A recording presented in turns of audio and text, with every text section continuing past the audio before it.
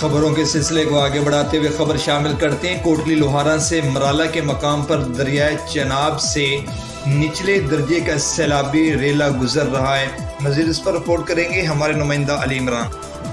जी बिल्कुल, महकमा irrigation head Marala के मुताबिक मराला के मकाम पर दरियाए चनाब से निचले दर्जे का सैलाब सुबह 7 बजे के करीब 1,99,880 क्यूसिक का सैलाबी रेला गुजर चुका है।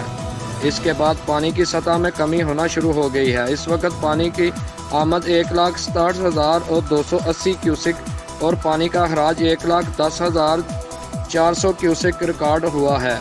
इरीगेशन ज़राए के मुताबिक जम्मू तवी में 7,712 क्यूसिक, मनावा तवी में 5,171 क्यूसिक और चनाब में 1,20,117 क्यूसिक पानी रिकॉर्ड हुआ है। कैमरामैन टीम के साथ अली इमरान, सिटी 5 न्यूज़, सियालकोट।